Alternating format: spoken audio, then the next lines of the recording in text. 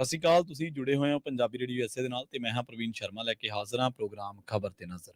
ਖਬਰ ਤੇ ਨਜ਼ਰ ਪ੍ਰੋਗਰਾਮ ਦੇ ਵਿੱਚ ਕੀ ਅਹਿਮ ਤੇ ਕੀ ਖਾਸ ਖਬਰਾਂ ਨੂੰ ਲੈ ਕੇ ਚਰਚਾ ਕਰਨ ਦੇ ਲਈ ਜੁੜ ਚੁੱਕੇ ਨੇ ਪੰਜਾਬ ਤੋਂ ਪੱਤਰਕਾਰ ਮਿੰਟੂ ਗੁਰਸਰੀਆ ਜੀ। ਮਿੰਟੂ ਸਤਿ ਸ਼੍ਰੀ ਅਕਾਲ, ਸਵਾਗਤ ਹੈ ਜੀ ਪੰਜਾਬੀ ਰੇਡੀਓ ਐਸੇ ਤੇ। ਜੀ ਸ਼ੁਕਰੀਆ ਸਾਰਿਆਂ ਨੂੰ, ਸਤਿ ਸ੍ਰੀ ਅਕਾਲ ਜੀ। ਖਬਰ ਤੇ ਨਜ਼ਰ ਪ੍ਰੋਗਰਾਮ ਨੂੰ ਸਪਾਂਸਰ ਕਰਦੇ ਨੇ ਖਾਲਸਾ ਇੰਸ਼ੋਰੈਂਸ ਏਜੰਸੀ ਵਾਲੇ, ਜਿਨ੍ਹਾਂ ਤੋਂ ਤੁਸੀਂ ਹਰ ਤਰੀਕੇ ਦੀ ਇੰਸ਼ੋਰੈਂਸ ਲੈ ਸਕਦੇ ਹੋ। ਇੰਸ਼ੋਰੈਂਸ ਬਾਰੇ ਪਤਾ ਕਰਨ ਦੇ ਲਈ ਇਹਨਾਂ ਦਾ ਨੰਬਰ ਹੈ 468 272 2500। ਇਹ 1992 ਤੋਂ ਲਗਾਤਾਰ ਇੰਸ਼ੋਰੈਂਸ ਬਿਜ਼ਨਸ ਦੇ ਵਿੱਚ ਨੇ ਤੇ ਸ਼ਾਨਦਾਰ ਸੇਵਾਵਾਂ ਦੇ ਰਹੇ ਨੇ। ਅਮਰੀਕਾ ਭਰ ਦੇ ਵਿੱਚ ਇੰਸ਼ੋਰੈਂਸ ਕਰਦੇ ਨੇ। ਅੱਜ ਹੀ ਕਾਲ ਕਰੋ 468 272 2500 ਤੇ। ਟਰਕੀਆਨਾ ਇਮੀਗ੍ਰੇਸ਼ਨ ਲਾ ਫਰਮ ਵਾਲੇ, ਜੇ ਟਰਕੀਆਨਾ ਟੋਰਨੀ ਟਰਕੀਆਨਾ ਦੇ ਨਾਲ ਤੁਸੀਂ ਯੂਐਸ ਇਮੀਗ੍ਰੇਸ਼ਨ ਬਾਬਤ ਕੋਈ ਵੀ ਸਲਾਹ ਕਰਨੀ ਹੈ, ਕੋਈ ਵੀ ਸਵਾਲ ਪੁੱਛਣਾ, ਤੇ ਇਹਨਾਂ ਦਾ ਨੰਬਰ ਹੈ 415 909 0503। Krishna ਧਨੋਟਾ, Yuba city, Baljinder Singh ji Woodland, Paramjit Kaur ਅੰਗੀ ਵੈਕਾਵਿਲ, ਪ੍ਰਿਤਪਾਲ ਸਿੰਘ ਸਿੱਧੂ ਫਰੈਜ਼ਨੋ, ਜੀਐਨ ਲਿਊ ਵਾਲੇ। ਟਰੱਕ ਵਾਸ਼ ਕਰਦੇ ਨੇ, ਆਇਲ ਚੇਂਜ ਕਰਦੇ ਨੇ, ਏਅਰ ਬ੍ਰੇਕਾਂ ਦਾ ਕੰਮ ਤਸੱਲੀ ਬਖਸ਼ ਕਰਵਾ ਸਕਦੇ ਹੋ। ਨਵੇਂ ਪੁਰਾਣੇ ਟਾਇਰ ਵੀ ਇਹਨਾਂ ਤੋਂ ਮਿਲਦੇ ਨੇ।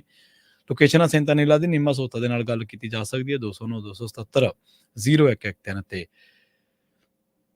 ਜੱਸੀ ਗਿੱਲ, ਭੁਪਿੰਦਰ ਸਿੰਘ, ਨਿਰਮਲ ਸਿੰਘ ਸੰਧੂ ਫੈਮਿਲੀ ਬੇਕਰਸਫੀਲਡ ਤੇ ਐਂਟੀਲੂਪ ਟਰੱਕ ਸਟਾਪ ਵਾਲੇ, ਤੇ ਇਹਨਾਂ ਨਾਲ ਜਸਵਿੰਦਰ ਸਿੰਘ, ਨਛੱਤਰ ਕੌਰ ਨਾਗਰਾ ਰੋਜ਼ਵੈਲ, ਚਰਨ ਸਿੰਘ, ਸੁਖਵਿੰਦਰ ਧਾਲੀਵਾਲ ਐਰੀਜ਼ੋਨਾ ਤੋਂ। ਇਹਨਾਂ ਸਾਰੇ ਹੀ ਸਪਾਂਸਰ ਦਾ ਬਹੁਤ ਬਹੁਤ ਧੰਨਵਾਦ। ਤੇ ਜੇਕਰ ਤੁਸੀਂ ਵੀ ਪੰਜਾਬੀ ਰੇਡੀਓ ਐਸੇ ਦੇ ਇਹਨਾਂ ਪ੍ਰੋਗਰਾਮਾਂ ਨੂੰ ਸਪਾਂਸਰ ਕਰਨਾ ਚਾਹੁੰਦੇ ਹੋ ਤਾਂ ਸਟੂਡੀਓ ਦਾ ਨੰਬਰ ਹੈ 408 272 5200। ਅੱਜ ਦਾ ਇਹ ਖਬਰ ਤੇ ਨਜ਼ਰ ਪ੍ਰੋਗਰਾਮ ਸਾਲ 2024 ਦੀ 24 ਫਰਵਰੀ ਦਾ ਪ੍ਰੋਗਰਾਮ ਹੈ ਤੇ ਦਿਨ ਅੱਜ ਸ਼ਨੀਵਾਰ ਹੈ। ਮਿੰਟੂ ਜੀ, ਅੱਜ ਦੀਆਂ ਖਾਸ ਖਬਰਾਂ ਕੀ ਰਹੀਆਂ ਜੀ? ਤੇ ਅੱਗੇ ਵੱਧ ਚਲੀਏ ਮਿੰਟੂ ਜੀ, ਗੱਲ ਕਰੀਏ ਇਹਨਾਂ ਖਬਰਾਂ ਦੇ ਵਿੱਚ। ਆਪਾਂ ਜਿਹੜੇ ਸਿਲਸਿਲੇ ਨੂੰ ਅੱਗੇ ਤੁਰ ਗਏ ਤੇ ਐਮਐਸਪੀ ਤੇ ਬਣੀ ਕਮੇਟੀ ਦੀ ਰਿਪੋਰਟ ਵੀ ਤਿਆਰ ਹੈ ਜੀ, ਕਹਿੰਦੇ ਜੀ। ਬਿਲਕੁਲ, ਤੁਹਾਨੂੰ ਯਾਦ ਹੋਣਾ ਹੈ ਕਿ ਇਹ 28 ਮੈਂਬਰਾਂ ਦੀ ਜਿਹੜੀ ਹੈ ਨਾ ਇੱਕ ਕਮੇਟੀ ਬਣੀ ਹੋਈ ਹੈ ਐਮਐਸਪੀ ਤੇ, ਜੀ, ਜਿਹਨੂੰ ਆਪਾਂ ਮਿਨੀਮਮ ਸਪੋਰਟ ਪ੍ਰਾਈਸ ਕਹਿੰਦੇ ਆ। ਤੇ ਇਹਦੀਆਂ 37 ਬੈਠਕਾਂ ਦਾ ਦੌਰ ਜਿਹੜਾ ਉਹ ਖਤਮ ਹੋ ਚੁੱਕਾ। ਇਸ ਦੌਰਾਨ ਕਾਫੀ ਕੁਝ ਜਿਹੜਾ ਹੈ ਵਿਚਾਰ ਵਟਾਂਦਰੇ ਦੇ ਰੂਪ ਚ ਸਾਹਮਣੇ ਆਇਆ। ਹੁਣ ਖਬਰ ਇਹ ਆ ਰਹੀ ਹੈ, ਇੱਕ ਪਾਸੇ ਤੇ ਐਮਐਸਪੀ ਦੀ ਜਦੋਜਹਿਦ ਆ, ਕਿਸਾਨ ਬੈਠੇ ਆ, ਕਿਉਂਕਿ ਮੰਗਾਂ ਦਾ ਜਿਹੜਾ ਕੇਂਦਰੀ ਬਿੰਦੂ ਆ ਉਹ ਤੇ ਐਮਐਸਪੀ ਆ ਨਾ। ਤਾਂ ਇੱਕ ਪਾਸੇ ਐਮਐਸਪੀ ਲਈ ਜਦੋਜਹਿਦ ਆ ਤੇ ਦੂਸਰੇ ਪਾਸੇ ਹਾਲਾਂਕਿ ਕਮੇਟੀ ਦੀਆਂ ਸਿਫਾਰਿਸ਼ਾਂ ਹਾਲੇ ਗੁਪਤ ਨੇ, ਹਾਲੇ ਉਹ ਜਨਤਕ ਨਹੀਂ ਹੋਈਆਂ, ਪਰ ਤੁਹਾਨੂੰ ਪਤਾ ਮੀਡੀਆ ਦੇ ਵਿੱਚ ਨਾ ਕੁਝ ਚੀਜ਼ਾਂ ਦਾ ਝਲਕਾਰਾ ਪਵਾ ਦਿੱਤਾ ਜਾਂਦਾ ਹੈ। 90% ਦਾ ਕੰਮ ਹੋ ਗਿਆ, ਯਾਨੀ ਸਿਰਫ ਤੇ ਸਿਰਫ ਹੁਣ ਕਹਿ ਲਈਏ ਕਿ ਇੱਕ ਪ੍ਰਧਾਨ ਦੇ ਨਾਲ ਇਹਨਾਂ ਦੀ ਬੈਠਕ ਹੋਣੀ ਆ, ਉਹਦੇ ਸਾਈਨ ਹੋ ਜਾਣੇ ਆ ਤੇ ਉਸ ਤੋਂ ਬਾਅਦ ਕੰਮ ਡਨ ਆ।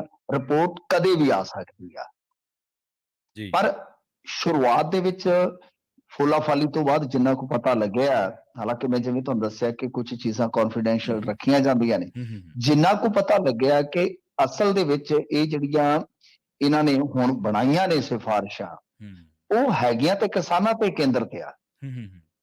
ਆਰਥਿਕ ਰੂਪ ਦੇ ਵਿੱਚ ਉਹਨਾਂ ਨੂੰ ਹੋਰ ਸਮਰੱਥਵਾਨ ਬਣਾਉਣ ਵਾਸਤੇ ਇਹਨਾਂ ਨੇ ਕ੍ਰਿਸ਼ੀ ਆਧਾਰਿਤ, ਯਾਨੀ ਜੋ ਖੇਤੀ ਆ ਉਹਦੇ ਆਧਾਰਿਤ ਸੰਸਾਰ ਪੱਧਰ ਤੇ ਵਪਾਰ ਦੇ ਹਿਸਾਬ ਕਿਤਾਬ ਦੇ ਨਾਲ ਮਾਹੌਲ ਬਣਾਉਣ ਲਈ ਜ਼ਿਆਦਾ ਤਵੱਜੋ ਦਿੱਤੀ ਆ। ਮਤਲਬ ਹਾਲਾਂਕਿ ਸੰਭਵ ਤੇ ਨਹੀਂ ਹੁੰਦੀਆਂ ਸਾਰੀਆਂ ਚੀਜ਼ਾਂ, ਜਿੰਨੀਆਂ ਸਿਫਾਰਿਸ਼ਾਂ ਜਿਹੜੀਆਂ ਕੋਈ ਵੀ ਕਮੇਟੀ ਦਿੰਦੀ ਆ, ਪਰ ਇਹਨਾਂ ਨੇ ਜਿਹੜਾ ਨਿਚੋੜ ਕੱਢਿਆ, ਜੋ ਹੁਣ ਮਾੜਾ ਮੋਟਾ ਬਾਹਰ ਨਿਕਲ ਰਿਹਾ ਹੈ, ਉਹ ਇਹੋ ਹੈ ਕਿ ਇਹਨਾਂ ਨੂੰ ਸੰਸਾਰ ਪੱਧਰ ਤੇ, ਕਿਸਾਨਾਂ ਨੂੰ ਸੰਸਾਰ ਪੱਧਰ ਤੇ ਜੋ ਵਪਾਰ ਹੁੰਦਾ ਉਹਦੇ ਵਿੱਚ ਟਿਕਾਉਣ ਵਾਸਤੇ ਸਿਫਾਰਿਸ਼ਾਂ ਕੀਤੀਆਂ ਗਈਆਂ। ਤਾਂ ਐਮਐਸਪੀ ਜਿਵੇਂ ਤੈਅ ਕਰਦੇ ਸਮੇਂ, ਹੁਣ ਜਿਵੇਂ ਆਪਾਂ ਦੇਖਦੇ ਹਾਂ ਜ਼ਿਆਦਾ ਐਮਐਸਪੀ ਦਾ ਲਾਭ ਆਪਾਂ ਨੂੰ ਮਿਲਦਾ ਪੰਜਾਬ ਵਾਲਿਆਂ ਨੂੰ ਹਰਿਆਣੇ, ਕੁਛ ਬਾਕੀ ਏਰੀਆ ਥੋੜਾ ਥੋੜਾ ਹੈਗਾ, ਉਹ ਕਰਦੇ ਉਹ ਜਿੱਦਾਂ ਕਰਦੇ ਸੈੱਟ। ਤਾਂ ਹੁਣ ਇਹਦਾ ਥੋੜਾ ਫਾਰਮੈਟ ਬਦਲਣ ਦਾ ਸ਼ਾਇਦ ਸੋਚ ਰਹੇ ਆ ਕਿ ਘੱਟ ਤੇ ਜਿਹੜਾ ਜ਼ਿਆਦਾ ਕ੍ਰਿਸ਼ੀ ਲਾਗਤ, ਖੇਤੀ ਲਾਗਤ ਹੈ ਜਿਹੜੀ, ਉਹਦਾ ਔਸਤ ਮੁੱਲ ਜਿਹੜਾ ਉਹਦਾ ਆਧਾਰ ਇੱਕ ਹੈ, ਆਂਕ ਕੇ ਫਿਰ ਉਸ ਤੋਂ ਬਾਅਦ ਮਤਲਬ ਕਿ ਰੇਟ ਤੈਅ ਕੀਤੇ ਜਾਣ। ਹੁਣ ਗੱਲ ਇਹ ਆ ਕਿ ਇੱਕ ਪਾਸੇ ਇਹ ਸਾਰਾ ਕੁਝ ਜਿਹੜਾ ਆਪਾਂ ਦੇਖ ਰਹੇ ਹਾਂ ਕਿ 22 ਦੇ ਵਿੱਚ ਕਮੇਟੀ ਗਠਿਤ ਹੁੰਦੀ ਆ, ਫਿਰ ਹੁਣ ਇੱਥੇ ਆ ਗਈ ਕਿ 5 ਸੂਤਰੀ ਇਹਨਾਂ ਦੇ ਕੋਲ ਪ੍ਰੋਗਰਾਮ ਹੈ। ਦਰਅਸਲ ਜਿੰਨਾ ਕੁ ਮੈਂ ਸਮਝ ਰਿਹਾ, ਇਹਨਾਂ ਨੂੰ ਛੱਡ ਦਈਏ, ਕ੍ਰਿਸ਼ੀ ਖੇਤੀ ਚ ਜੋ ਇਹ ਸਿਫਾਰਿਸ਼ਾਂ ਇਹਨਾਂ ਨੂੰ ਛੱਡ ਦੋ। ਅਸਲ ਦੇ ਵਿੱਚ ਕੀ ਆ ਕਿ ਐਮਐਸਪੀ ਦਾ ਇਹ ਫਾਰਮੈਟ ਚੇਂਜ ਕਰਨਗੇ। ਇਹ ਤਾਂ ਹੀ ਕੱਲ ਵੀ ਪ੍ਰਵੀਨ ਜੀ ਗੱਲਾਂ ਇਹ ਚੱਲਦੀਆਂ ਰਹੀਆਂ ਨੇ ਕਿ ਅਮਿਤ ਸ਼ਾਹ ਨੇ ਕੁਝ ਮੰਤਰੀਆਂ ਦੇ ਨਾਲ ਮੀਟਿੰਗ ਲਈ ਆ। ਮੀਟਿੰਗ ਦੇ ਵਿੱਚ ਇਸ ਸਿੱਟੇ ਤੇ ਪਹੁੰਚੇ ਕਿ ਐਮਐਸਪੀ ਸਾਰਿਆਂ ਨੂੰ ਗਰੰਟੀ ਨਹੀਂ ਦਿੱਤੀ ਜਾ ਸਕਦੀ। ਠੀਕ ਹੈ। ਤੇ ਦੂਜੀ ਗੱਲ ਹੈ ਕਿ ਅਸੀਂ ਜ਼ਿਆਦਾਤਰ ਹੁਣ ਮੋਟੇ ਅਨਾਜ ਵੱਲ ਵਧੀਏ। ਤੁਹਾਨੂੰ ਯਾਦ ਹੋਣਾ ਹੈ ਕਿ ਨਰਿੰਦਰ ਮੋਦੀ ਖੁਦ ਮੋਟੇ ਅਨਾਜ ਨੂੰ ਜ਼ਿਆਦਾ ਪ੍ਰਮੋਟ ਕਰਦੇ ਆ ਕਿ ਮੋਟੇ ਅਨਾਜ ਦਾ ਜਿਹੜਾ ਬਾਜ਼ਾਰ ਹੈ ਉਹਨੂੰ ਅਸੀਂ ਕੈਪਚਰ ਕਰੀਏ, ਜਿਹਦੇ ਨਾਲ ਕੀ ਹੈ ਕਿ ਸਾਡੀ ਪਾਣੀ ਦੀ ਲਾਗਤ ਵੀ ਘਟੇ, ਸਾਡੀਆਂ ਹੋਰ ਜਿਹੜੀਆਂ ਇਨਪੁੱਟ ਕਾਸਟ ਆਉਂਦੀਆਂ ਨੇ ਉਹ ਘਟ ਜਾਣ। ਯਾਨੀ ਓਵਰਆਲ ਜੇ ਆਪਾਂ ਝਲਕਾਰੇ ਦੇ ਰੂਪ ਚ ਦੇਖੀਏ, ਜਿੰਨਾ ਕੋ ਮੈਂ ਸਮਝਿਆ ਇਹ ਤੇ ਵੈਲਫੇਅਰ ਜਾਂ ਪਾ ਕੇ ਕਿ ਕ੍ਰਿਸ਼ਨ ਚ ਇਹ ਆ ਜੀ ਫਲਾਂ ਟਮਕਾ, ਮਤਲਬ ਕਿ ਸਿੱਟਾ ਮੇਰੀ ਸੋਚ ਤੇ ਇਹ ਨਿਕਲਦਾ ਹੈ ਕਿ ਇਹ ਜਿਹੜਾ ਬਾਜ਼ਾਰ ਹੈ ਉਸ ਬਾਜ਼ਾਰ ਨੂੰ ਕੈਪਚਰ ਕਰਨ ਵਾਸਤੇ ਇਦਾਂ ਦੀਆਂ ਸਿਫਾਰਸ਼ਾਂ ਕਰ ਸਕਦੇ ਆ। ਤੁਹਾਨੂੰ ਯਾਦ ਹੋਣਾ ਕਿਸਾਨ ਆਗੂਆਂ ਨੇ ਵੀ ਇਹੀ ਕਹਿ ਕੇ ਕਮੇਟੀ ਤੋਂ ਪੈਰ ਪਿੱਛਾ ਪੁੱਟ ਲਏ ਸਨ, ਜਿਹੜੀ ਐਮਐਸਪੀ ਵਾਲੀ ਕਮੇਟੀ ਬਣੀ ਆ, ਕਿ ਇਹ ਤਾਂ ਦੇਖੋ ਜੀ ਹੋਰ ਹੀ ਪਾਸੇ ਤੁਰੀ ਫਿਰਦੀ ਆ, ਇਹਨਾਂ ਦੇ ਮੰਤਵ ਤਾਂ ਕੁਝ ਹੋ ਰਿਹਾ।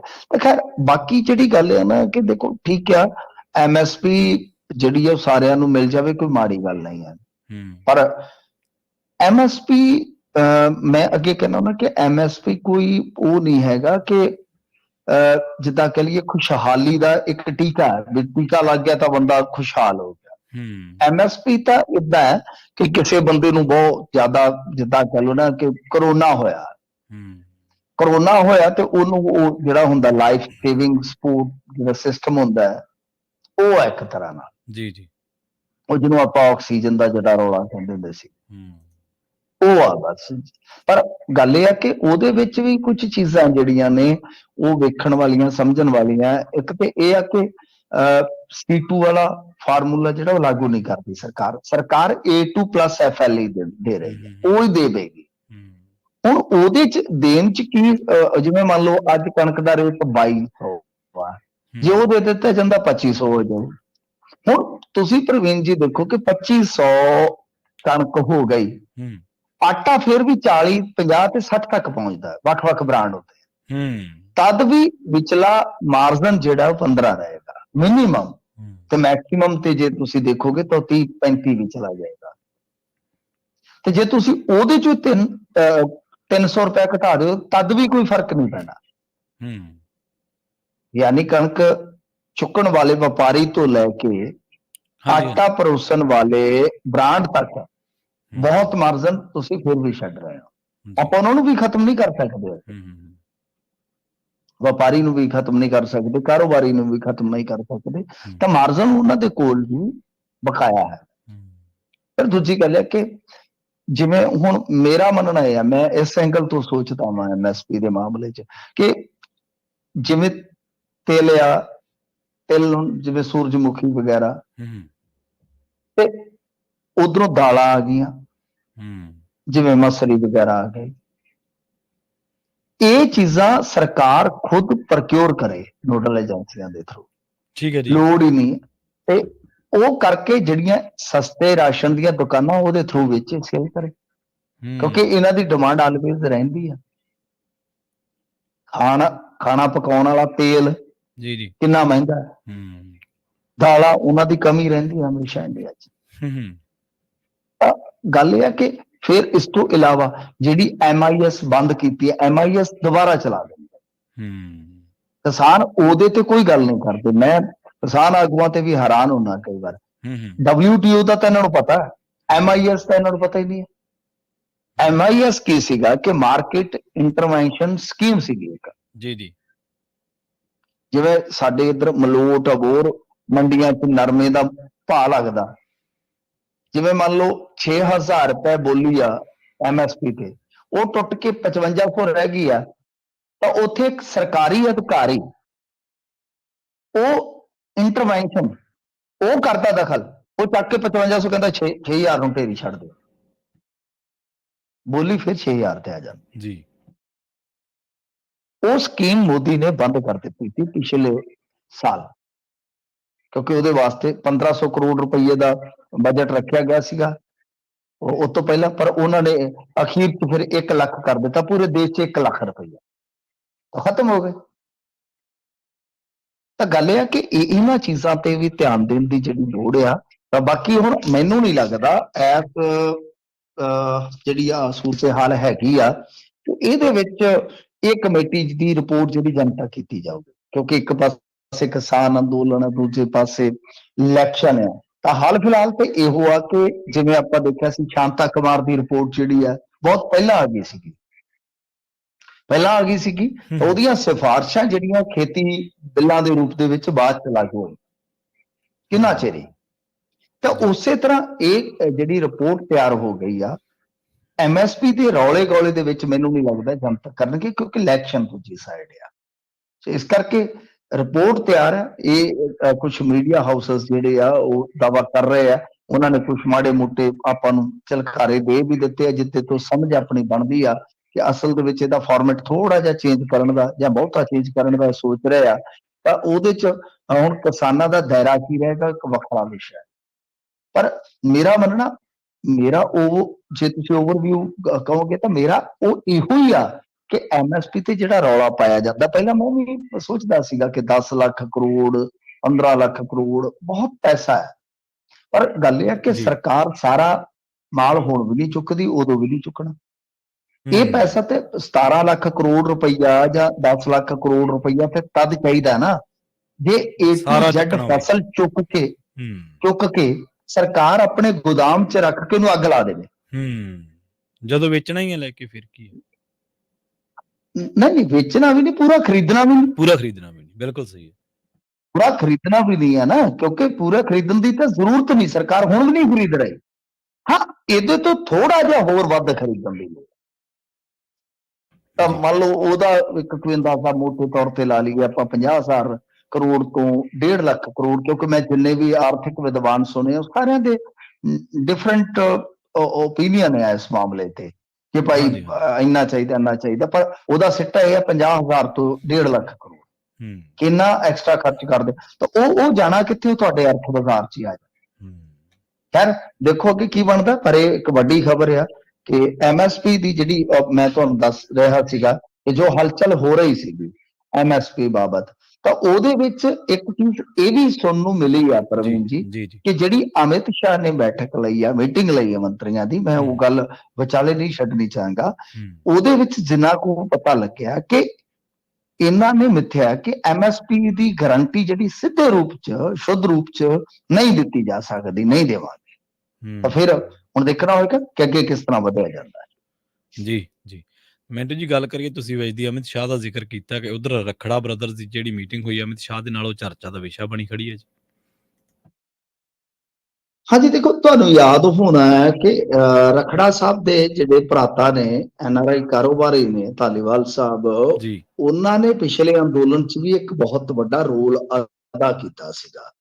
ਤੇ ਬਦਲੇ 'ਚ ਕੀ ਹੋਇਆ ਸੀਗਾ ਕਿ ਉਹਨਾਂ ਨੂੰ ਯਾਦ ਹੋਣਾ ਤੁਹਾਨੂੰ ਏਅਰਪੋਰਟ ਤੋਂ ਪਰਤਾ ਦਿੱਤਾ ਗਿਆ ਸੀਗਾ। ਉਦੋਂ ਬਾਅਦ ਬੜੀ ਹੈਰਾਨੀਜਨਕ ਢੰਗ ਨਾਲ ਸਾਨੂੰ ਧਾਲੀਵਾਲ ਸਾਹਿਬ ਵੇਖਣ ਨੂੰ ਮਿਲੇ ਸਨ ਜਦੋਂ ਉਹਨਾਂ ਨੂੰ ਅਵਾਰਡ ਮਿਲਿਆ ਸੀ ਜੀ, ਯਾਨੀ ਇੱਕ ਪ੍ਰਵਾਸੀ ਭਾਰਤੀ ਕਹਿ ਲਈਏ ਨਾ ਕਿ ਹਾਂਜੀ ਪ੍ਰਵਾਸੀ ਭਾਰਤੀ ਨਾਂ ਦਾ ਕੋਈ ਅਵਾਰਡ ਸੀਗਾ ਜੀ। ਹਾਂਜੀ, ਉਹ ਰਾਸ਼ਟਰਪਤੀ ਅਵਾਰਡ ਸੀਗਾ ਤਕਰੀਬਨ, ਉਹ ਪ੍ਰਵਾਸੀ ਪ੍ਰੋਗਰਾਮ ਸੀਗਾ। ਤਾਂ ਮਤਲਬ ਕਿ ਇਹ ਹੈਰਾਨੀਜਨਕ ਗੱਲ ਸੀਗੀ ਕਿ ਬਈ ਦਰਸ਼ਨ ਸਿੰਘ ਧਾਲੀਵਾਲ ਜਿਨ੍ਹਾਂ ਨੂੰ ਇੱਥੇ ਪਹਿਲਾਂ ਉਹਨਾਂ ਨੇ ਆਉਣ ਨਹੀਂ ਦਿੱਤਾ, ਫਿਰ ਉਸ ਤੋਂ ਬਾਅਦ ਉਹ ਅਚਾਨਕ ਐਡੇ ਵੱਡੇ ਪ੍ਰੋਗਰਾਮ ਤੇ ਇਨਵਾਈਟ ਕੀਤੇ ਜਾਂਦੇ, ਇੱਜ਼ਤ ਮਾਨ ਬਣਦਾ। ਤੇ ਹੁਣ ਹੁੰਦਾ ਕੀ ਹੈ ਕਿ ਅਚਾਨਕ ਇੱਕ ਤਸਵੀਰ ਜਿਹੜੀ ਹੈ ਉਹ ਬੜੀ ਜ਼ਿਆਦਾ ਖਿੱਚ ਦਾ ਕੇਂਦਰ ਬਣ ਜਾਂਦੀ ਹੈ, ਜਿਹਦੇ ਚ ਦਰਸ਼ਨ ਸਿੰਘ ਜੀ ਧਾਲੀਵਾਲ, ਸੁਰਜੀਤ ਸਿੰਘ ਜੀ ਰਖੜਾ ਤੇ ਚਰਨਜੀਤ ਸਿੰਘ ਰਖੜਾ, ਇਹਨਾਂ ਨੂੰ ਸ਼ਾਇਦ ਘੱਟ ਜਾਣਦੇ ਹੋਣਗੇ ਲੋਕ, ਤੇ ਇਹ ਵੀ ਇਹਨਾਂ ਦੇ ਭਰਾਤਾ ਹੈ। ਇਹ ਮਿਲੇ ਨੇ ਬੀਤੇ ਦਿਨੀ ਅਮਿਤ ਸ਼ਾਹ ਦੇ ਨਾਲ, ਉਸ ਦੌਰ 'ਚ ਮਿਲੇ ਨੇ ਜਿਸ ਦੌਰ 'ਚ ਗੱਠਜੋੜ ਦੇ ਚਰਚੇ ਨੇ, ਜਿਸ ਦੌਰ ਦੇ ਵਿੱਚ ਕਿਸਾਨੀ ਅੰਦੋਲਨ ਚੱਲ ਰਿਹਾ ਜੀ। ਹਾਲਾਂਕਿ ਸੁਰਜੀਤ ਸਿੰਘ ਰਖੜਾ ਇਹ ਕਹਿੰਦੇ ਨੇ ਕਿ ਕੇਂਦਰੀ ਗ੍ਰਹਿ ਮੰਤਰੀ ਨੂੰ ਕਿਸਾਨਾਂ ਦੀਆਂ ਜਾਇਜ਼ ਮੰਗਾਂ ਮੰਨਣ ਦੀ ਅਪੀਲ ਕੀਤੀ ਗਈ ਹੈ ਤੇ ਇਸ ਦੇ ਨਾਲ ਹੀ ਪੰਜਾਬ ਦੀ ਧਰਤੀ ਤੇ ਬੈਠੇ ਕਿਸਾਨਾਂ ਉੱਪਰ ਹੋ ਰਹੇ ਹਮਲਿਆਂ ਬਾਰੇ ਵੀ ਜ਼ਿਕਰ ਕੀਤਾ ਗਿਆ ਹੈ। ਉਹਨਾਂ ਨੇ ਇਹਨਾਂ ਮਸਲਿਆਂ ਦਾ ਜਲਦ ਹੱਲ ਕਰਨ ਦਾ ਭਰੋਸਾ ਦਿੱਤਾ। ਖੈਰ ਗੱਲ ਇਹ ਆ ਕਿ ਹੁਣ ਇਹ ਨਹੀਂ ਪਤਾ ਲੱਗਿਆ ਕਿ ਕੱਲੀ ਕਿਸਾਨੀ ਤੇ ਗੱਲ ਹੋਈ ਹੈ ਜਾਂ ਅਕਾਲੀ ਦਲ ਦੇ ਗੱਠਜੋੜ ਤੇ ਵੀ ਗੱਲ ਹੋਈ ਹੈ। ਜਾਂ ਫਿਰ ਗਾਂ ਕੋਈ ਆਪਦਾ ਰਾਜਨੀਤਿਕ ਭਵਿੱਖ ਹੈ ਜਿਹੜਾ ਉਹ ਵੀ ਫੋਲਿਆ ਜਾ ਰਿਹਾ। ਪਰ ਇਸ ਮੀਟਿੰਗ ਦੀ ਮੁਲਾਕਾਤ ਦੀ ਕਾਫੀ ਚਰਚਾ ਹੋਈ ਆ। ਹਾਲਾਂਕਿ ਦਰਸ਼ਨ ਸਿੰਘ ਜੀ ਧਾਲੀਵਾਲ ਜੀ ਜਿਹੜੇ ਆ ਉਹ ਕਹਿ ਰਹੇ ਕਿ ਮਾੜੇ ਦੌਰ ਚੋਂ ਪੰਜਾਬ ਲੰਘ ਰਿਹਾ ਜੀ, ਕੇਂਦਰ ਸਰਕਾਰ ਦੀ ਮਦਦ ਦੀ ਲੋੜ ਆ। ਕਿਤੇ ਮਦਦ ਵਾਸਤੇ ਵਿੱਚ ਰੱਖੜਾ ਫੈਮਿਲੀ ਆ ਤੇ ਨਹੀਂ ਰਹੀ ਕਿ ਮਦਦ ਦਵਾ ਦਈਏ ਆਪਾਂ ਪੰਜਾਬ ਨੂੰ। ਹਾਂਜੀ ਹਾਂਜੀ ਬਿਲਕੁਲ, ਇਹ ਕਿਉਂ ਵੀ ਨਹੀਂ ਹੋ ਸਕਦਾ। ਸੋ ਖੈਰ ਇਸ ਮੀਟਿੰਗ ਦਾ ਕੋਈ ਸਿੱਟਾ ਤੇ ਹਾਲ ਦੀ ਘੜੀ ਨਹੀਂ ਆਪਾਂ ਕੱਢ ਸਕਦੇ ਕਿ ਕਿਸ ਤਰ੍ਹਾਂ ਕਿਹੜੇ ਮੰਤਵ ਦੇ ਨਾਲ ਮੀਟਿੰਗ ਕੀਤੀ ਗਈ ਹੈ, ਪਰ ਇਹਨਾਂ ਦੇ ਅਨੁਸਾਰ ਕਿ ਅਸੀਂ ਕਿਸਾਨੀ ਨਾਲ ਜੁੜੀ ਗੱਲਬਾਤ ਰੱਖੀ ਆ। ਜੀ ਤਾਂ ਗੱਲ ਤਾਂ ਉਧਰ ਤੁਹਾਨੂੰ ਯਾਦ ਹੋਣਾ ਹੈ ਜਦੋਂ ਇਸ ਗੱਠਜੋੜ ਦੀ ਦੁਬਾਰਾ ਚਰਚਾ ਹੋਈ ਹੈ ਨਾ ਪ੍ਰਵੀਨ ਜੀ, ਅੱਜ ਤੋਂ 1.5-2 ਮਹੀਨੇ ਪਹਿਲਾਂ, ਜੀ ਜੀ ਉਹ ਚਰਚਾ ਪਤਾ ਕਿੱਥੋਂ ਸ਼ੁਰੂ ਹੋਈ ਸੀ ਹਜ਼ੂਰ? ਉਹ ਚਰਚਾ ਵੀ ਰੱਖੜਾ ਜੀ ਦੇ ਇੱਕ ਬਿਆਨ ਤੋਂ ਸ਼ੁਰੂ ਹੋਈ ਸੀ ਦੁਬਾਰਾ। ਠੀਕ ਹੈ ਜੀ। ਇਹਨਾਂ ਨੇ ਇੱਕ ਨਿੱਜੀ ਟੈਲੀਵਿਜ਼ਨ ਨੂੰ ਦਿੱਤੀ ਇੰਟਰਵਿਊ ਵਿੱਚ ਖੁਲਾਸਾ ਕਰ ਦਿੱਤਾ ਸੀ ਕਿ ਗੱਲਬਾਤ ਚੱਲ ਰਹੀ ਹੈ। ਫਿਰ ਸ਼ਾਮ ਨੂੰ ਇਹਨਾਂ ਨੂੰ ਦੁਬਾਰਾ ਆਪਣਾ ਬਿਆਨ ਸੋਧ ਕੇ ਜਾਰੀ ਕਰਨਾ ਪਿਆ ਕਿ ਨਹੀਂ ਜੀ ਉਹ ਗੱਲਬਾਤ ਤੇ ਜਿਹੜੀ ਪ੍ਰਧਾਨ ਜੀ ਨੇ ਆਪਣੇ ਪੱਧਰ ਤੇ ਕਰਨੀ ਹੈ, ਜਾਂ ਮੇਰੇ ਬਿਆਨ ਨੂੰ ਸਹੀ ਸਮਝ ਨਾਲ ਲਿਆ ਨਹੀਂ ਗਿਆ। ਯਾਨੀ ਇਹਨਾਂ ਨੇ ਮੁੜ ਕੇ ਆਪਣੇ ਬਿਆਨ 'ਚ ਸੋਧ ਕੀਤੀ ਸੀ।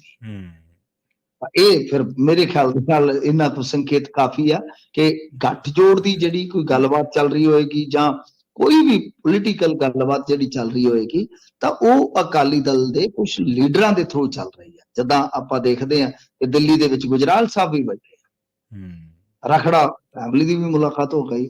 ਤਾਂ ਇਹ ਤੇ ਸਾਫ਼ ਹੈ ਨਾ ਕਿ ਅਕਾਲੀ ਦਲ ਕਿਤੇ ਨਾ ਕਿਤੇ ਅਮਿਤ ਸ਼ਾਹ ਦੇ ਇਨ ਟੱਚ ਤੇ ਹੈ ਹੁਣ ਤੱਕ। ਜੀ ਜੀ ਮਿੰਟੂ ਜੀ ਗੱਲ ਕਰੀਏ, ਕਹਿੰਦੇ ਮਿਲਾਵਟੀ ਦੁੱਧ ਹੀ ਨਹੀਂ, ਸਿਸਟਮ ਵੀ ਨਹੀਂ ਮਿਲਾਵਟੀ ਨਿਕਲਿਆ ਜੀ। ਦੇਖੋ ਹਾਂ ਜੀ, ਇਹ ਵੀ ਇੱਕ ਬੜਾ ਪੰਗਾ ਹੈ ਮਿਲਾਵਟੀ ਦੁੱਧ। ਅੱਛਾ, ਮਿਲਾਵਟੀ ਦੁੱਧ ਕੱਲਾ ਇਹ ਨਹੀਂ ਬਜ਼ਾਰੂ ਆ। ਇਹ ਮਾਮਲਾ ਕੀ ਸੀਗਾ ਕਿ ਇੱਕ ਵਾਰੀ ਇਹ ਘਟਨਾ ਵਾਪਰੀ ਸੀ ਮੋਹਾਲੀ ਦੇ ਵਿੱਚ। ਅੱਛਾ, ਉੱਥੇ ਕੀ ਹੋਇਆ ਕਿ ਮਤਲਬ ਕਿ ਮੋਹਾਲੀ ਦਾ ਏਰੀਆ ਸੀਗਾ, ਕੁਝ ਵੇਰਕਾ ਦੇ ਜਿਹੜੇ ਵੇਰਕਾ ਪਲਾਂਟ ਹੁੰਦਾ ਜਿਹੜਾ, ਉਹਦੇ ਕਰਮਚਾਰੀ ਹੀ ਦੁੱਧ ਦੇ ਵਿੱਚ ਕੈਮੀਕਲ ਮਿਲਾਉਣ ਦੇ ਦੋਸ਼ ਹੇਠ ਫਸ ਗਏ ਸੀਗੇ। ਚਲੋ ਉਹਨਾਂ ਤੇ ਮੁਕੱਦਮਾ ਚੱਲਿਆ ਤੇ 9 ਅਗਸਤ 2019 ਨੂੰ ਜੋ ਐਸਡੀਐਮ ਸੀਗੇ ਖਮਾਣੋ ਅਦਾਲਤ ਦੇ, ਉਹਨੇ ਸਾਰਿਆਂ ਨੂੰ ਇਹਨਾਂ ਨੂੰ ਬਰੀ ਕਰ ਦਿੱਤਾ। ਪਰ ਬਰੀ ਕਰਨ ਦੇ ਦੌਰਾਨ ਉਹਨਾਂ ਨੇ ਜਿਹੜੇ ਜੱਜ ਸਾਹਿਬ ਸੀ, ਜਿਹੜਾ ਜਾਂਚ ਅਧਿਕਾਰੀ ਹੁੰਦਾ ਆਈਓ, ਉਹਦੇ ਖਿਲਾਫ ਸਖਤ ਅਨੁਸ਼ਾਸਨਾਤਮਕ ਕਾਰਵਾਈ ਜਾਂ ਜਾਂਚ ਕਰਨ ਦੇ ਹੁਕਮ ਦਿੱਤੇ ਸੀਗੇ ਵੀ ਇਹਦੇ ਤੇ ਕਾਰਵਾਈ ਹੋਣੀ ਚਾਹੀਦੀ ਹੈ, ਉਸ ਤੋਂ ਪਹਿਲਾਂ ਜਾਂਚ ਜਿਹੜੀ ਹੈ ਹੋ ਜਾਣੀ ਚਾਹੀਦੀ ਹੈ। ਮਾਮਲਾ ਕੀ ਸੀਗਾ ਕਿ ਆਈਓ ਨੇ ਜਾਂ ਜਿਹੜੇ ਧਿਰ ਨੇ ਕੇਸ ਪੇਸ਼ ਕਰਨਾ ਹੁੰਦਾ ਹੈ, ਜਿਹਨਾਂ ਨੂੰ ਆਪਾਂ ਕਾਨੂੰਨੀ ਧਿਰ ਕਹਿ ਲਈਏ ਸਰਕਾਰ ਦੀ, ਉਹ ਬਿਲਕੁਲ ਹੀ ਮਿਲ ਗਏ, ਟ੍ਰਾਇਲ ਹੀ ਡਿੱਗ ਪਿਆ। ਯਾਨੀ ਜੱਜ ਨੇ ਪਾ ਲਿਆ ਕਿ ਬਈ ਜਿਹੜਾ ਵੀ ਖੇਡ ਖੇਡਿਆ ਗਿਆ ਇਹਨਾਂ ਬੰਦਿਆਂ ਨੂੰ ਬਚਾਉਣ ਵਾਸਤੇ, ਉਹ ਆਈਓ ਤੇ ਜੋ ਹੁੰਦਾ ਜਿੱਦਾਂ ਆਪਾਂ ਦੇਖਦੇ ਹਾਂ ਫਿਲਮਾਂ 'ਚ ਨਹੀਂ ਵਕੀਲ ਹੁੰਦਾ ਸਰਕਾਰ ਦਾ, ਹਾਂਜੀ, ਯਾਨੀ ਜਿਹੜਾ ਉਹਨੂੰ ਹਿੰਦੀ 'ਚ ਅਭਿਯੋਜਨ ਕਹਿ ਦਿੰਦੇ ਆ, ਅੰਗਰੇਜ਼ੀ 'ਚ ਪ੍ਰੋਸੀਕਿਊਸ਼ਨ ਕਹਿ ਦਿੰਦੇ ਆ, ਇਸ ਤਰ੍ਹਾਂ ਮਤਲਬ ਕਿ ਉਹ ਜਿਹੜਾ ਸਰਕਾਰੀ ਧਿਰ ਹੁੰਦੀ ਜਿਹਨੇ ਆਪਾਂ ਨੂੰ ਰਿਪਰੈਜ਼ੈਂਟ ਕਰਨਾ ਹੈ। ਹੁਣ ਇੱਕ ਬੰਦਾ ਫਿਰ ਇਹਦੇ ਖਿਲਾਫ ਹਾਈ ਕੋਰਟ ਚਲੇ ਗਿਆ ਕਿਉਂਕਿ ਇਹਨਾਂ ਨੇ ਕੋਈ ਵੀ ਕਾਰਵਾਈ ਕੀਤੀ ਹੋਈ ਨਹੀਂ। ਤਾਂ ਹਾਈ ਕੋਰਟ ਨੇ ਇਹਦੇ ਤੇ ਉਹਨਾਂ ਕਿਹਾ ਤੇ ਸਿਸਟਮ ਵਾਕਿਆ ਸਿਸਟਮ ਵੀ ਮਿਲਾਵਟੀ ਹੈ। ਵੀ ਜਦੋਂ ਉਹਨਾਂ ਨੇ ਕਿਹਾ ਕਿ 2006 ਦਾ ਜਿਹੜਾ ਨਿਯਮ ਹੈ ਇਹਦੇ ਵਿੱਚ ਤੁਹਾਨੂੰ ਉਹਦੀ ਪਾਲਣਾ ਕਰਨ ਦੀ ਪਾਬੰਦੀ ਸੀ ਹਰ ਹਾਲਤ ਦੇ ਵਿੱਚ, ਤੇ ਤੁਸੀਂ ਉਲਟਾ ਕੀ ਆ ਕਿ ਮਿਲਾਵਟੀ ਦੁੱਧ ਤੇ ਹੋਇਆ ਹੀ ਹੋਇਆ ਤੇ ਮਿਲਾਵਟੀ ਸਿਸਟਮ ਵੀ ਹੋ ਗਿਆ। ਤੇ ਉਹਨਾਂ ਨੂੰ ਬਚਾਉਣ ਵਾਸਤੇ ਫਿਰ ਪੁਲਿਸ ਵੀ ਰਲ ਗਈ, ਉਹਨਾਂ ਨੂੰ ਬਚਾਉਣ ਵਾਸਤੇ ਜਿਹੜੀ ਸਰਕਾਰੀ ਕਾਨੂੰਨੀ ਧਿਰ ਆ ਉਹਨੇ ਵੀ ਸਹੀ ਰੋਲ ਨਹੀਂ ਅਦਾ ਕੀਤਾ। ਹੁਣ ਦੋਨਾਂ ਨੂੰ ਬੁਲਾ ਲਿਆ ਗਿਆ, ਹਾਈ ਕੋਰਟ ਨੇ ਕਿਹਾ ਦੋਨੇ ਆ ਜਾਓ, ਤੁਹਾਡੇ ਨਾਲ ਕਰਦੇ ਆ ਗੱਲ। ਤਾਂ ਇਹ ਪਹਿਲਾ ਮੌਕਾ ਹੈ, ਹਿਸਾਬ ਲਾ ਲਓ ਕਿ 19 ਦੇ ਵਿੱਚ ਕਿਸੇ ਕੇਸ 'ਚ ਕਿਸੇ ਨੂੰ ਕਲੀਨ ਚਿੱਟ ਮਿਲ ਗਈ ਹੋਵੇ, ਪਰ ਜੱਜ ਨੇ ਬਰੀ ਕਰਨ ਲੱਗਿਆ ਨਾਲ ਸਵਾਲ ਚੁੱਕ ਦਿੱਤੇ ਕਿ ਇਹ ਬੈਠ ਗਏ ਆ, ਮਤਲਬ ਕਿ ਜਿਨ੍ਹਾਂ ਦਾ ਰੋਲ ਸੀਗਾ ਨਿਆਂ ਤੱਕ ਪਹੁੰਚਾਉਣਾ, ਇਹਨਾਂ ਬੰਦਿਆਂ ਨੂੰ ਸਜ਼ਾ ਦਿਵਾਉਣੀ, ਉਹ ਰਲ ਮਿਲ ਗਏ ਨੇ। ਜੀ ਤਾਂ ਹੁਣ ਦੁਬਾਰਾ ਇਹਨਾਂ ਨੂੰ ਤਲਬ ਕਰ ਲਿਆ ਤੇ ਦੇਖੋ ਅੱਗੇ ਕੀ ਬਣਦਾ। ਪਰ ਆਹ ਸਿਸਟਮ ਵਾਕਿਆ ਹੀ ਮਿਲਾਵਟੀ ਆ ਕਿ ਇੱਥੇ ਨਾ ਸਿਰਫ ਜਿਹੜੇ ਚੋਰ ਆ ਉਹ ਫੜੇ ਜਾਂਦੇ ਆ, ਬਲਕਿ ਉਹਨਾਂ ਨੂੰ ਬਚਾਉਣ ਵਾਸਤੇ ਫਿਰ ਦੂਜੇ ਜਿਹੜੇ ਚੋਰ ਆ ਉਹ ਉਹਨਾਂ ਦੇ ਨਾਲ ਹੀ ਰਲ ਜਾਂਦੇ। ਤੇ ਮਿੰਟੂ ਜੀ ਅਗਲੀ ਖਬਰ ਦੇ ਵੱਲ ਵਧੀਆ ਗੱਲ ਕਰੀਏ ਪ੍ਰਦੀਪ ਕਲੇਰ ਦੀ, ਇਹਨੂੰ ਹੁਣ ਡੇਰੇ ਲਿਜਾ ਸਕਦੀ ਹੈ ਪੁਲਿਸ ਜੀ? ਦੇਖੋ ਡੇਰੇ ਤੇ ਫਿਰ ਲਿਜਾਣਾ ਹੀ ਪਵੇਗਾ ਨਾ, ਕਿਉਂਕਿ ਜੇ ਤੁਸੀਂ ਇਸ ਕਹਾਣੀ ਤੇ ਇਸ ਥਿਊਰੀ ਤੇ ਚੱਲ ਰਹੇ ਹੋ ਕਿ ਇਹ ਜਿਹੜੇ 3-4 ਬੰਦੇ ਸੀਗੇ, ਜਿਸ ਤਰ੍ਹਾਂ ਪ੍ਰਦੀਪ ਕਲੇਰ ਹੋਇਆ, ਸੰਦੀਪ ਬਰੇਟਾ ਹੋਇਆ, ਹਰਸ਼ ਧੂਰੀ ਹੋਇਆ, ਵੀ ਇਹਨਾਂ ਨੇ ਸਾਜ਼ਿਸ਼ ਰਚੀ ਡੇਰੇ 'ਚ, ਮਤਲਬ ਜੀ ਕਿ ਡੇਰੇਦਾਰ ਦੇ ਨਾਲ ਮੀਟਿੰਗ ਕੀਤੀ। ਉਸ ਤੋਂ ਬਾਅਦ ਫਿਰ ਇਹਨਾਂ ਨੇ ਮਹਿੰਦਰਪਾਲ ਬਿੱਟੂ ਹੋਰਾਂ ਦੇ ਨਾਲ ਰਾਬਤਾ ਕਾਇਮ ਕੀਤਾ, ਉਹਨਾਂ ਨੂੰ ਡਾਇਰੈਕਸ਼ਨਸ ਦਿੱਤੀਆਂ, ਉਹਨਾਂ ਨੇ ਅੰਜਾਮ ਦਿੱਤਾ। ਥਿਊਰੀ ਸਾਫ਼ ਹੋ ਗਈ। ਪਰ ਇੱਕ ਗੱਲ ਇੱਥੇ ਤੁਸੀਂ ਇੱਥੇ ਠਹਿਰ ਕੇ ਹਾਂਜੀ ਗੌਰ ਨਾਲ ਸੋਚੋ ਕਿ ਇਹਦੇ ਵਿੱਚ ਮਹਿੰਦਰਪਾਲ ਬਿੱਟੂ ਗਾਇਬ ਹੈ। ਕਿਉਂ ਠੀਕ ਹੈ ਗਾਇਬ ਹੈ? ਕਿਉਂਕਿ ਨਾਭਾ ਜੇਲ੍ਹ 'ਚ ਉਹਨੂੰ ਮਾਰ ਦਿੱਤਾ ਗਿਆ ਸੀ। ਹੂੰ ਜਿਸ ਵੇਲੇ ਉਹਨੂੰ ਮਾਰਿਆ ਸੀਗਾ, ਸਾਡੇ ਵਰਗਿਆਂ ਨੇ ਉਦੋਂ ਵੀ ਕਿਹਾ ਸੀਗਾ ਕਿ ਇਹਦੀ ਜ਼ਰੂਰਤ ਪੈਣੀ ਆ। ਹੂੰ ਅੱਜ ਸੋਚ ਕੇ ਦੇਖੋ ਕਿ ਮਹਿੰਦਰਪਾਲ ਕਿੱਡੀ ਕੜੀ ਬਿੱਟੂ ਜੋੜ ਸਕਦੀ ਸੀ। ਜਿਹੜਾ, ਹਾਂਜੀ ਬਿਲਕੁਲ ਤੁਸੀਂ ਸਹੀ ਗੱਲ ਫੜੀ ਆ ਕਿ ਜਿਹੜਾ ਮਹਿੰਦਰਪਾਲ ਬਿੱਟੂ ਦੂਜਿਆਂ ਨੂੰ ਲੀਡ ਕਰ ਰਿਹਾ ਸੀਗਾ ਪੁਲਿਸ ਦੀ ਕਹਾਣੀ ਮੁਤਾਬਕ। ਹਾਲਾਂਕਿ ਮਹਿੰਦਰਪਾਲ ਬਿੱਟੂ ਦੇ ਥੈਲੇ 'ਚੋਂ ਜਿਹੜੀਆਂ ਚਿੱਠੀਆਂ ਮਿਲੀਆਂ ਨੇ ਉਹਦੀ ਜਿਹੜੀ ਹੱਥ ਲਿਖਤ ਕਹਾਣੀ ਆ, ਜੇ ਉਹ ਤੁਸੀਂ ਪੜ੍ਹੋਗੇ ਤੇ ਪੁਲਿਸ ਦੀ ਥਿਊਰੀ ਤੋਂ ਬਿਲਕੁਲ ਉਲਟਿਆ। ਮਰਨ ਤੋਂ ਪਹਿਲਾਂ ਜਿਹੜੀਆਂ ਗੱਲਾਂ ਉਹਨੇ ਲਿਖੀਆਂ ਨੇ ਤੇ ਜਿਹੜਾ ਸਮਾਨ ਉਹਦੇ ਘਰਦਿਆਂ ਨੂੰ ਵਾਪਸ ਦਿੱਤਾ ਗਿਆ ਜੇਲ੍ਹ 'ਚੋਂ, ਜਿਹੜੀ ਉਹਦੀ ਲਿਖਤ ਆ ਉਹ ਡੇਰੇ ਦੇ ਅਖਬਾਰ 'ਚ ਛਪੀ, ਮੈਂ ਸਾਰੀ ਪੜ੍ਹੀ ਆ ਜੀ। ਉਹ ਤਾਂ ਜੋ ਪੁਲਿਸ ਦੀ ਜ਼ੁਲਮ ਦੀ ਕਹਾਣੀ ਦੱਸਦਾ ਉਹ ਇੱਕ ਅਲੱਗ ਵਿਸ਼ਾ ਹੈ। ਫਿਰ ਉੱਥੇ ਜਾ ਕੇ ਤਾਂ ਟੋਟਲੀ ਕਨਫਿਊਜ਼ਨ ਹੋ ਜਾਂਦੀ ਹੈ ਕਿ ਇਸ ਕੇਸ 'ਚ ਹੈ ਕੀ ਆ। ਅੱਛਾ ਚਲੋ ਇਹਦੇ ਤੇ ਆ ਜਾਓ। ਮਹਿੰਦਰਪਾਲ ਬਿੱਟੂ ਮਿਸਿੰਗ, ਹੁਣ ਡੇਰੇਦਾਰ ਉਹ ਮਿਸਿੰਗ। ਤਾਂ ਗੱਲ ਇਹ ਆ ਕਿ ਵਿਚਾਲੇ ਰਹਿ ਗਏ ਇਹ। ਤਾਂ ਹੁਣ ਜਿਹੜੀ ਉਤਲੀ ਕੜੀ ਜੋੜਨੀ ਹੈ ਤਾਂ ਉਹਦੇ ਵਾਸਤੇ ਤਾਂ ਫਿਰ ਤੁਹਾਨੂੰ ਡੇਰੇ 'ਚ ਲਿਜਾਣਾ ਹੀ ਪਊਗਾ ਨਾ, ਕਿ ਕਿਸ ਥਾਂ ਤੇ ਬੈਠਕ ਹੋਈ ਸੀਗੀ ਜੀ, ਕਿਸ ਥਾਂ ਤੇ ਮੀਟਿੰਗ ਹੋਈ, ਕਿਸ ਥਾਂ ਤੇ ਇਹਨਾਂ ਨੇ ਇਹ ਸਾਰੀ ਗੂੰਜ ਜਿਹੜੀ ਗੁੰਦੀ ਆ, ਉਹ ਸਾਰਾ ਕੇਸ ਦਾ ਪਾਰਟ ਤਾਂ ਬਣੇਗਾ ਨਾ। ਤਾਂ ਹਾਲ ਫਿਲਹਾਲ ਕੀ ਹੈ ਕਿ ਫਰੀਦਕੋਟ ਪੁਲਿਸ ਜਿਹੜੀ ਆ ਕੀ ਪਲਾਈ ਹੱਥ ਮਾਰ ਰਹੀ ਆ ਕਿ ਕਿਸ ਤਰ੍ਹਾਂ ਇਹ ਫਾਰਮੈਲਿਟੀਆਂ ਕਰਕੇ ਡੇਰੇ ਖੜਿਆ ਜਾਵੇ, ਫਿਰ ਇਹ ਕੜੀਆਂ ਜੋੜੀਆਂ ਜਾਣ। ਤਾਂ ਹਾਲੇ ਵੀ ਜੇ ਤੁਸੀਂ ਦੇਖੋਗੇ ਜਿਹੜੇ ਦੂਸਰੇ ਨੇ, ਸੰਦੀਪ ਬਰੇਟਾ ਹੋਵੇ ਚਾਹੇ ਹਰਸ਼ ਧੂਰੀ ਹੋਵੇ, ਇਸ ਬੰਦੇ ਦੀ ਗ੍ਰਿਫਤਾਰੀ ਤੋਂ ਬਾਅਦ ਵੀ, ਜਿਹੜੀ ਕਿ ਹੈ ਵੀ ਸ਼ੱਕੀ ਜੀ ਹੈ, ਇਸ ਗ੍ਰਿਫਤਾਰੀ ਤੋਂ ਬਾਅਦ ਵੀ ਉਹਨਾਂ ਦੋਨਾਂ ਦਾ ਕੋਈ ਪਤਾ ਨਹੀਂ। ਇਹ ਵੀ ਇੱਕ ਗੱਲ ਵੇਖਣ ਵਾਲੀ ਹੈ ਨਾ ਜੀ ਜੀ, ਕਿ ਦੋਨਾਂ ਦੀ ਗ੍ਰਿਫਤਾਰੀ ਤੋਂ ਬਾਅਦ, ਪ੍ਰਦੀਪ ਕਲੇਰ ਦੀ ਗ੍ਰਿਫਤਾਰੀ ਤੋਂ ਬਾਅਦ ਵੀ ਦੋਨਾਂ ਦੀ ਗ੍ਰਿਫਤਾਰੀ ਦੀ ਕੋਈ ਸੰਭਾਵਨਾ ਨਹੀਂ ਬਣੀ। ਜੀ। ਤੇ ਮਿੰਟੂ ਜੀ ਗੱਲ ਕਰੀਏ ਬਿਜਲੀ ਸਬਸਿਡੀ ਦੀ, ਇਹਦੀ ਕਹਿੰਦੇ ਪੋਲ ਖੁੱਲੀ ਹੈ ਜੀ ਹੁਣ ਸਬਸਿਡੀ ਦੇ ਬਾਰੇ।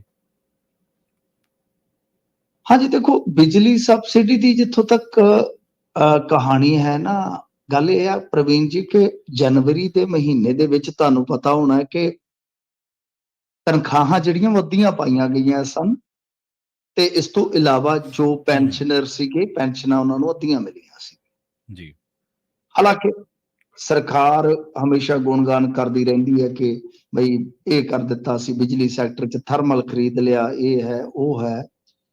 ਤਾਂ ਇੱਕ ਤੇ ਗੱਲ ਇਹ ਸਾਹਮਣੇ ਆਈ ਹੈ ਕਿ 23-24 ਦੇ ਜਿਹੜਾ ਮਤਲਬ ਕਿ ਜਨਵਰੀ ਮਹੀਨੇ ਤੱਕ ਦਾ ਸੀਗਾ ਨਾ ਵਿੱਤੀ ਸਾਲ, ਜਿਹੜਾ ਜਿਹਨੂੰ ਆਪਾਂ ਫਾਈਨੈਂਸ਼ੀਅਲ ਈਅਰ ਕਹਿ ਦਿੰਦੇ ਆ, ਉਹਦੇ 'ਚ ਬਹੁਤ ਵੱਡੀ ਖਰੀਦ ਬਿਜਲੀ ਦੀ ਹੋਈ ਆ ਜੀ।